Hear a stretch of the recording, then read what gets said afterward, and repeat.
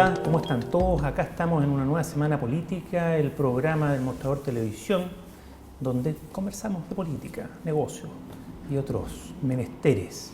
Hoy, aparte de nuestro Mirko Macari, tenemos un invitado muy cotizado en la conversación política, Francisco Javier Cuadra. Hola, Francisco. Hola, Javier. ¿cómo estás? Bienvenido, analista político de renombre y muchos otros cargos, pero vamos a quedarnos con mucha historia. Y mucha historia, muchísima. Pero nos vamos a quedar con tu rol de analista político. Bueno, yo creo que el tema es uno, ¿no? Post-elección, decisión del Partido Socialista con voto reservado de quién es el candidato, donde se impuso por una importante mayoría, ¿no? ¿Cómo se llama? Alejandro Guía. Claro, y por sobre el agua, y con eso una nueva generación aparece y la generación anterior empieza ya a ocultarse lentamente. Francisco Javier, todo tuyo. Sí, yo creo que esa es la primera aproximación, el cambio generacional. Lagos, ya a sus 79 años, si era presidente en un año más, asumía de 80. Es el fin de una época, un liderazgo que yo diría que en su mentalidad casi tenía arraigo en el trazo de Balmaceda a fines del 19, en la formación radical después, y yo diría un dato que es bastante diferenciador de los liderazgos nuevos, junto a un carácter y una personalidad muy fuerte, una formación cultural muy densa, que le permitía un desempeño personal y profesional en la política de bastante vuelo y reconocimiento. Yo creo que es un Chile del siglo XX que terminó ayer, más allá incluso de la cuestión de la política de la segunda mitad del siglo pasado. Es un arquetipo de liderazgo que ya sabíamos a la baja, pero que ahora confirmamos que es completamente inviable. Absolutamente. Terminó una época y se abre una etapa de definición de liderazgos nuevos, que todavía es incipiente, porque si uno mira el liderazgo de la presidenta Bachelet por un lado, mira el de Piñera, que es hoy la opción estadística más alta a la presidencia, hoy puede pasar muchas cosas de aquí a 6, 7 meses más, también son liderazgos que van hacia esa generación tardía, y lo que viene ingresando en el recambio generacional todavía no se ha decantado completamente. Desde luego Guille, también Beatriz Sánchez en el Frente Amplio.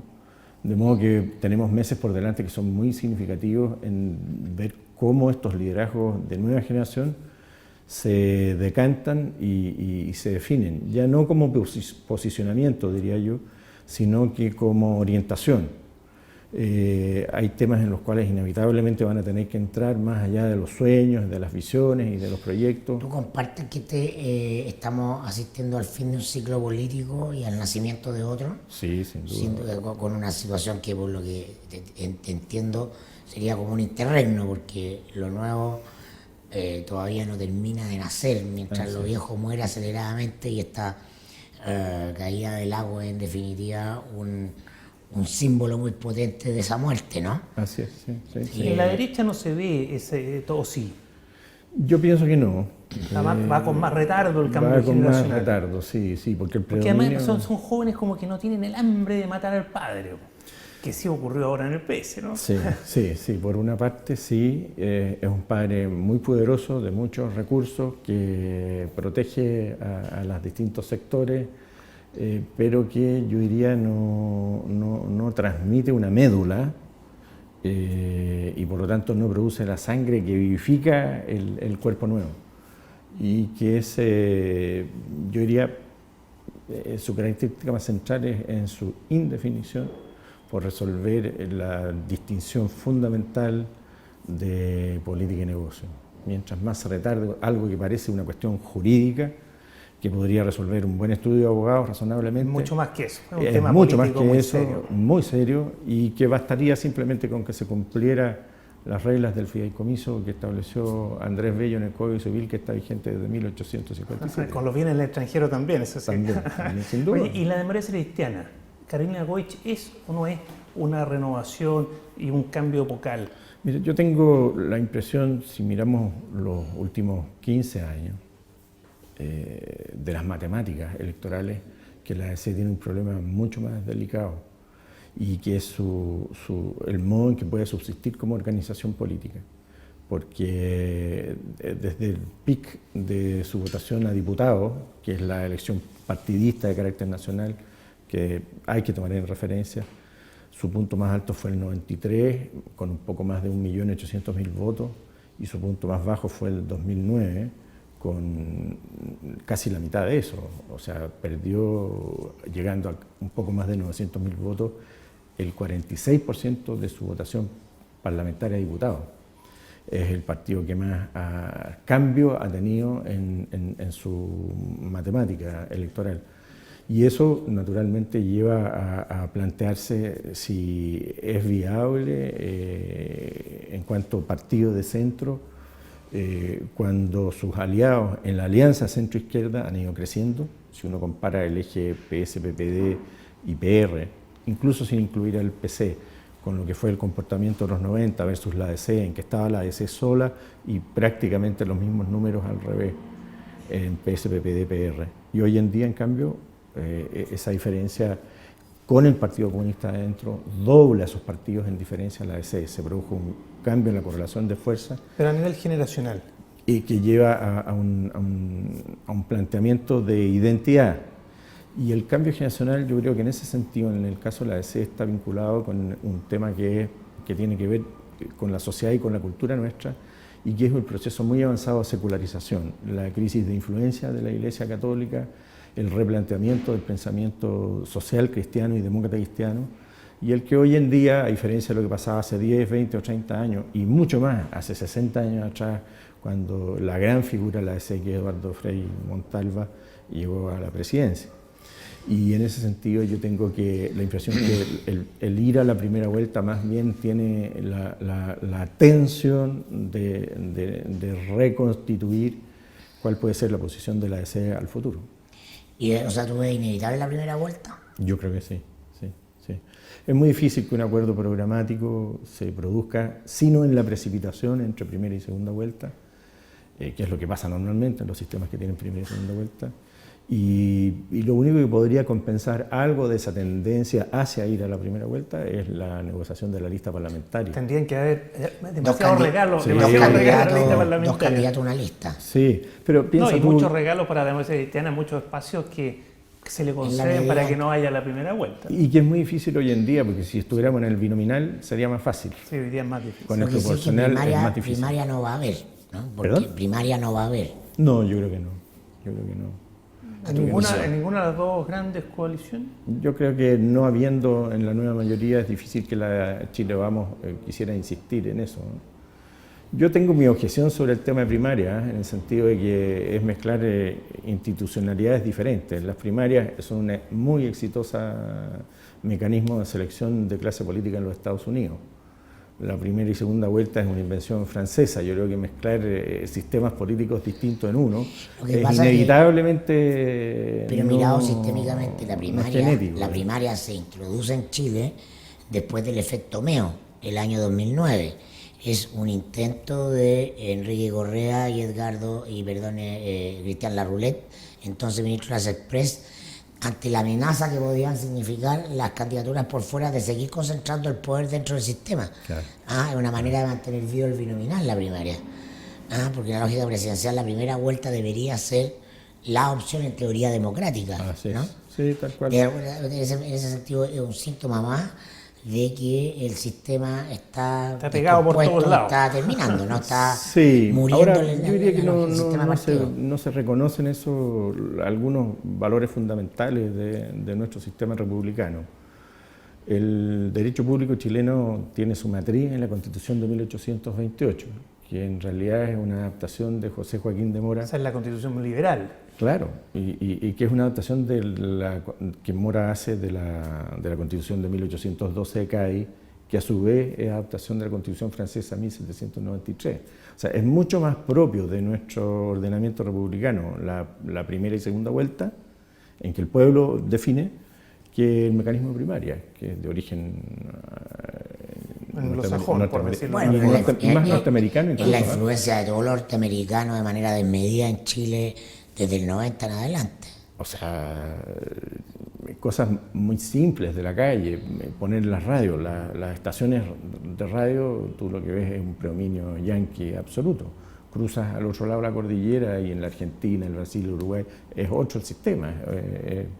Culturalmente nosotros... ¿En qué sentido? Son distintos los audios de radio, la música que se oye, el sistema de programación de radio allá en la costa atlántica que acá, ¿no? Yo diría que nosotros, lamentablemente, el proceso de las últimas décadas ha ido olvidando, retrasando la influencia o la relación con Europa, que era lo más propio de nuestro sistema. Bueno, siempre lo fue, cultural. pero la élite chilena en algún momento empezó ya a mirar a Estados Unidos más que a Europa. Volvamos a la política. Una generación que se va yendo, la están obligando a irse, ¿no? No es que se esté yendo por su propia voluntad, un sistema político que está con las instituciones débiles y en entredicho, deslegitimadas. ¿Tú piensas que la elección que viene puede servir para consolidar, reconsolidar, reinventar el Chile, la institucionalidad chilena y la política chilena? ¿O es, como dice Mirko, es parte de la muerte de un sistema y el nacimiento aún inconcluso de uno nuevo? Sí, yo creo que va a ser una transición más larga, marcada sobre todo por la cuestión económica. Creo yo que las preocupaciones de opinión pública general van a estar más centradas en la recuperación de un ritmo de actividad que signifique evitar el fantasma del desempleo, que si uno mira las matemáticas del empleo está ya planteándose, y cuya solución ya va fundamentalmente por la vía de los emprendimientos individuales, vale decir, de trabajos no dependientes ni remunerados por dependencia. Y ese es un tema central porque... Pero también hay un cambio cultural en eso, o sea, es decir, mucha menos gente dispuesta a emplearse de modo tradicional, ¿no? Sin duda. Con otros valores, valorando más el tiempo libre, valorando más el ocio, el tiempo que dedica a la crianza de los niños. Es decir, el régimen de trabajo es ideal del el yupi que trabaja de 8 a 8 como modo de vida, empieza a cambiar también. O sea, hay una... Eso es cierto, pero desde el punto de vista del emprendimiento es una consecuencia del modelo económico liberal, en el sentido de que mientras más emprendimientos haya, mucho mejores. Yo tengo la impresión que en ese sentido los grupos del centro hacia la izquierda, y es interesante ver cómo se va a comportar eso en el Frente Amplio, tienen que plantearse esta cuestión de los emprendimientos individuales y del modo en que la pequeña y la mediana empresa es un factor clave en, quizás no tanto en el crecimiento como en la ocupación que genera. ¿Qué fuerza le asignas tú al Frente Amplio en el proceso electoral que Si viene? uno mira las cifras de las últimas dos elecciones, uno piensa que debiera estar en un rango del 14 al 18, del 15 al 20%, si hacen una buena campaña. Y eso puede significar, si hay dispersión, una mucho mayor influencia en la definición política de la segunda vuelta. Yo creo que todavía es muy prematuro que el Frente Amplio pudiera pasar a la primera vuelta, pero no lo excluyo, de acuerdo a cómo se comporte la variable de abstención. La abstención de presidencial 2013-2014 fue del orden del 58%. La de municipales... Pero con una candidata que ganaba todo evento. Efectivamente. O sea, no tenía factor de incertidumbre la elección. En parte sí, pero la municipal siguiente, el 2016, fue 66%. Por lo tanto, la tendencia matriz, independientemente de los momentos particulares, es a un aumento de la abstención. Yo creo que a mayor abstención, mayor presencia del Frente Amplio en el resultado final. No, y hay otra variable, que Quillé está muy encajonado por Carolina Goich y Frente Amplio, lo que puede haber dispersión. Carolina Goich puede reclutar algunos votos también de Piñera, ¿no? Porque Piñera está con esta Totalmente espada de claro. Damocles de no transparentar sus inversiones y estirando la cuerda, y ahí puede haber un castigo y eso le da más oportunidad al Frente Amplio. Así es, en el espacio, o si uno va de izquierda a derecha, tenemos a Piñera en primer lugar y Guillé en segundo lugar. Pero Piñera tiene en primera vuelta un Kast por la derecha, tiene a Goich por su izquierda, Guillé tiene por su derecha a Goich y por su izquierda al Frente Amplio.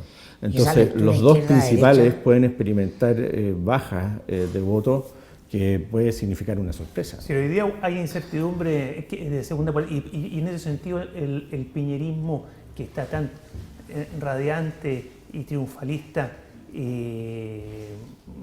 ¿no estás de acuerdo con esa visión tan triunfalista? No, yo creo que en general el piñerismo ha tenido históricamente una tendencia a reaccionar en forma tardía a los procesos o a plantearse en centros de gravedad que no son conducentes al momento de opinión pública. Yo creo que Piñera hizo un buen gobierno en lo relativo a la recuperación del terremoto, pero era una cuestión de administración y de gestión que en realidad muchos podrían haberlo hecho de igual manera. Bastaba tener buen foco, saber los recursos que se contaba y controlar la gestión del hora a hora en ese tema. Pero en cuestiones más políticas, yo tengo la impresión que Piñera erró las decisiones que tomó. Eso me hace pensar que todavía no evalúan suficientemente bien qué significa para Piñera un Kast por la derecha y un Goich por la izquierda. A Ossandón no lo estás nombrando. No, porque mientras no se defina, yo creo que él demostró y sus candidatos han logrado demostrar que tiene una capacidad de organización, sobre todo en región metropolitana. Desconozco cuál es el nivel de convocatoria y de gestión de regiones, que son muy importantes, las relaciones 60-40, regiones capital. Y puede ser un factor que adicionalmente implique desgaste a Piñera en primera vuelta, ¿no? ¿Tú todavía haces la lectura de la política de izquierda a derecha? ¿Crees que eso no se mueve, no es cuando tienes el conjunto del sistema político con un 30% de legitimidad en las encuestas, sumado en su totalidad, ¿no? Yo creo hay mucha energía fuera del sistema en términos de gente que no se identifica con ninguno sí, que lamentablemente y que está con un ánimo de distancia, ¿no? Por decirlo de manera elegante, ¿no? De rabia respecto de los liderazgos políticos. Sí, el problema es que las leyes están hechas en términos tales que la máxima expresión de esos distanciados se expresa en la abstención.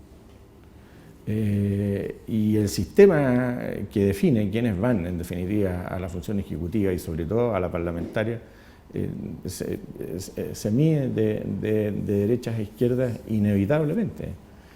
Entonces, el problema político subsiste en esa dimensión. Me parece inevitable.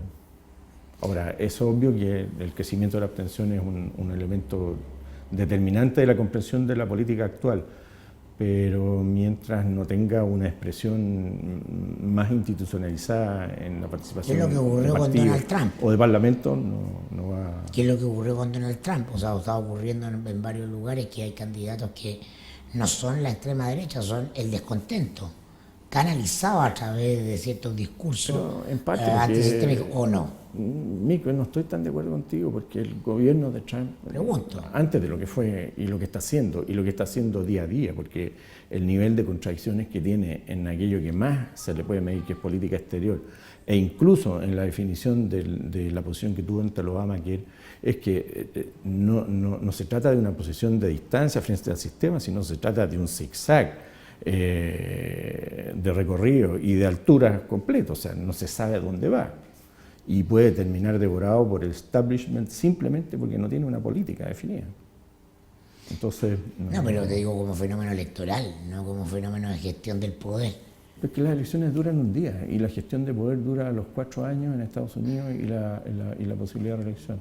En estos días que estamos viviendo la crisis de Siria, en que Estados Unidos ha hecho cosas inverosímiles, 2 semanas antes del uso de armas químicas, que es una cuestión que está pendiente de definición. Estados Unidos, en el bombardeo en la zona norte de Mosul, liquidó un edificio donde murieron 140 niños, mujeres y ancianos. Y nadie dijo nada.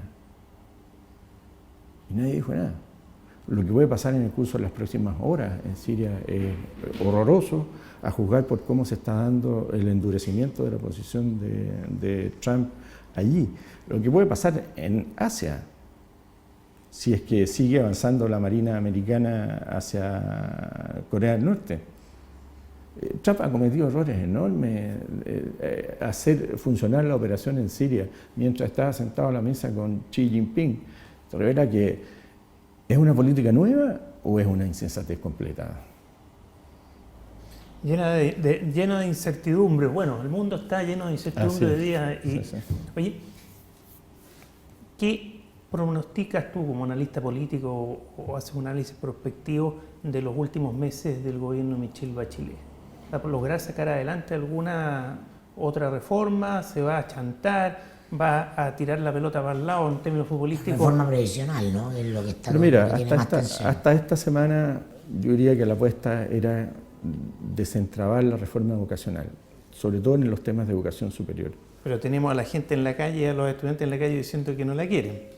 Y en el Parlamento, tampoco semana, la quieren. Se aprobó la idea de legislar y corre el riesgo de que termine su reforma de la educación superior en una nueva glosa presupuestaria para la cuestión de financiamiento, para decir un fracaso total. Eso me hace pensar que sobre todo la reforma constitucional, que en el modo en que lo ha planteado el Ejecutivo, también es algo que va a quedar absolutamente paralizado. Da la sensación de que era tirar la pelota para el lado, ¿no? Porque sin ninguna intención de que prosperara. No, y aquella explicación que dio el ministro Fernández sobre que la gran convención del 33, etcétera, etcétera, es desconocer que la Constitución del 33 se redactó como reforma a la del 28 después de una revolución política entre gallo y medianoche por Andrés Bello, Diego Portales, Mariano Gaña. Y punto. Y habiendo habido varios muertos de por medio. Exactamente. Y en materia previsional, yo tengo la impresión que en la definición del gestor del 5% adicional de Fondo Solidario, la diferencia es muy radical al interior de la propia nueva mayoría y tengo la impresión que tampoco se va a llegar a una solución legislativa. En tu análisis prospectivo que esto se acabó. El gobierno de Bachelet terminó mal, muy mal. ¿Tú estás de acuerdo en eso, Mirko? En principio sí. Pareciera, ¿no? Hace tiempo que estoy de acuerdo con eso.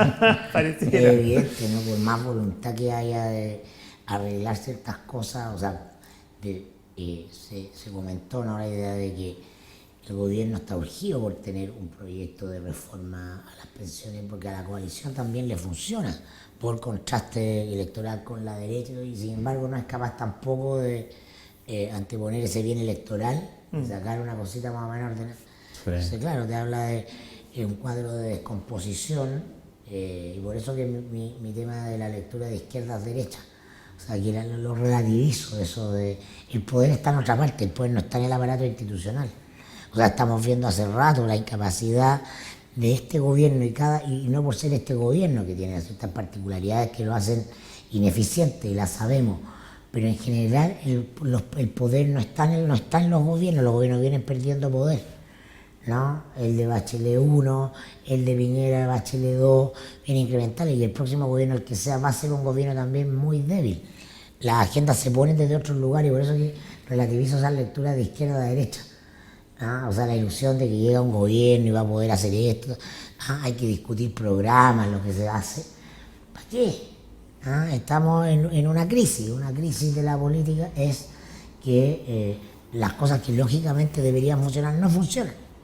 Eso es lo que estamos viendo. Entonces, en los últimos 7 años, si hiciéramos un pequeño resumen de lo que estamos conversando, salvo en el gobierno de Piñera, fundamentalmente la reconstrucción, no hubo nada más o muy notable que mostrar. Administración. con algunos énfasis que me gusta hacer a mí. Por ejemplo, fue un gobierno mucho más preocupado por los consumidores que otros. En fin, pero administración. Y en el gobierno de Michelle Bachelet, salvo la reforma electoral y la tributaria, que todavía está haciendo ruido ahí, algunos dicen que sí, valió la pena, que no, en fin, pero lo demás también ha sido administración y ningún cambio importante, cuando se habían alineado los planetas, por así decir, para que hubiera cambio importante. Sí. Y ojo, y administración con un aumento del gasto fiscal a punto que hoy día estamos como país, como economía, en la observación de los analistas internacionales por precisamente el comportamiento del gasto fiscal. Es complicado, y si es cierto lo que dice Mirko, que el gobierno que viene débil, o quien sea va a ser débil y no va a poder hacer cambios que la sociedad necesita, es como para estar un poco desesperanzado. Particularmente si es Piñera. Hay un dato que para mí es muy significativo. 2 presidentes que han sido reelegidos. Digamos, uno que fue reelegido, Bachelet, y otro que está optando hoy todavía con la primera opción a la reelección, como es Piñera, están presentes como jefes de Estado en los momentos más críticos de la política chilena en las últimas décadas. El país tiene una incertidumbre radical sobre cómo vienen las cosas, y hay que comprender que el país son personas que todos los días se levantan a trabajar, tienen que procurarse el sustento y necesitan tener una certeza de cómo más o menos vienen las cosas para saber qué hacer. Los que son empleados en sus trabajos, los que son emprendedores en sus iniciativas y en el esfuerzo de cada día. Eso hoy día está en el aire y se refleja en los números. Bueno, pero lo bonito de la política es que es dinámica. Puede haber algunos cambios. O sea, es dinámica, pero tampoco cambia tanto. El clima de crisis no va a cambiar de un día para otro. No, yo creo que nos va a acompañar el próximo gobierno, cualquiera sea, muy fuertemente. Y en ese sentido lo único importante sería replantear las reglas, ¿no? Un conjunto de reglas institucionales que redefinan ese nuevo escenario de poder que está por fuera de la institucionalidad, ¿o no? Es que lo pudiera haber dado más energía, ¿cierto? El sistema, pero eso revalidarlo, legitimarlo. Pero eso quedó guardado prácticamente en un cajón con la reforma constitucional que no marcha, ¿no? Sí, yo estoy de acuerdo con el tema de las reglas. Yo creo que es bueno precisar cuáles son las reglas que efectivamente rigen y van a regir y son generalmente aceptadas y por lo tanto tienen legitimidad. Pero también hay que estar muy atento a lo que es la Constitución para la gente normal que no está en la política. Y me refiero fundamentalmente a la economía, a las decisiones de qué se produce, cómo se distribuye, qué es la riqueza, cómo la riqueza se participa, etc. Yo creo que en ese sentido es fundamental. ¿Te has vuelto marxista? Asegurar a las personas. No. En el sentido de privilegiar las condiciones materiales de la existencia, dice Marx, ¿no? Sí, pero no Lenin. Ya no, sí, pero finalmente ahí el pensamiento. Es que eso es muy importante. De hecho, yo diría que la revolución económica más grande que tuvo Chile expresamente en los años 70 y 80, en un gobierno que técnicamente es revolucionario, impone sin legitimidad democrática un modelo económico. Es refundacional. Sí. Y aquí se habían, en el gobierno de Bachelet, se habían alineado ciertos planetas refundacionales, pero quedaron en nada por las complejidades infinitas por la debilidad. Y la falta de liderazgo de la presidenta. Revalidemos a Lenin, por favor. El problema del poder es un problema de fuerza. Eso lo estamos viendo todos los días. Bueno, nos vemos la próxima semana con una nueva semana política. Gracias, Mirko. Muchas gracias, Francisco Javier, por acompañarnos. Nos vemos. Chao.